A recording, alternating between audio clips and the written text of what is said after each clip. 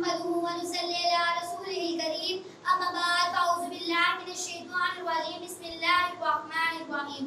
یہ عرض وطن نور کے سانچے میں ڈھلی ہے، یہ عرض وطن نور کے سانچے میں ڈھلی ہے، یہ حسن یقین وقت کا شاہکار جلی ہے.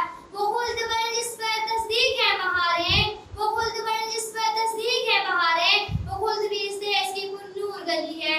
جناب صدر موجود کرام میرے ہم مکتب ساتھ کو السلام علیکم. مجھے آج اس زمانے میں جو موضوع منتخب کیا گیا ہے وہ ہے ہم ہیں امید پاکستان، ہم بدلیں گے پاکستان. اور اب میں پھر دم مارک لکھوں گا اپنے لہو سے، دم مارک لکھوں گا اپنے لہو سے. میرا پاکستان میرا آخری حوالہ ہے.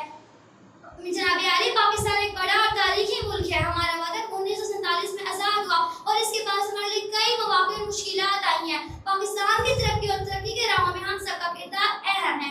جناب عالی، ہم سب کو اپنے پاکستان کے لیے کئی شعبوں میں محنت کرنی چاہیے، جدوجہد کرنی ہے، آگے بڑھنا ہے.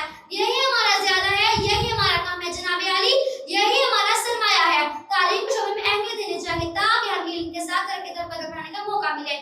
جناب عالی، ہمیں اپنے ملک کے لیے کھیلوں کو بھرپور حمایت دینی چاہیے. کرکٹ جیسے کھیلوں کا مقامی اور بین الاقوامی سطح پر مقابلہ کرنا ہمارے لیے فخر کی بات ہونی چاہیے.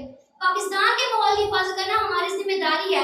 پاکستان کی خوبصورتی کو بحران سے بچانے کے لیے ہمیں پیدائش کی کمی، پلاسٹک پھولوں کی پیدائش اور درختوں کی کٹائی سے نمٹنا ہوگا. جناب عالی، یہ ہماری ذمہ داری ہے کہ پاکستان کو ایک متحد، مضبوط اور بہترین ملک بنائیں. ہمیں امید کی روشنی میں آگے بڑھنا ہوگا تاکہ ہم وفرت پاکستان کو بدل سکیں. ہم ہیں امید پاکستان، ہم بدلیں گے پاکستان. یہ جذبے اور جذبے کا اظہار ہے جو پاکستان کے لیے ہوتے ہیں. پاکستان کو ترقی کی راہوں میں بدلنے کے راستوں کا میں سلام کہتی ہوں. سر کٹا دیں گے تیرے نام پر، سر کٹا دیں گے تیرے نام پر، تیرے احساس پر، تیرے پیغام پر. شکریہ.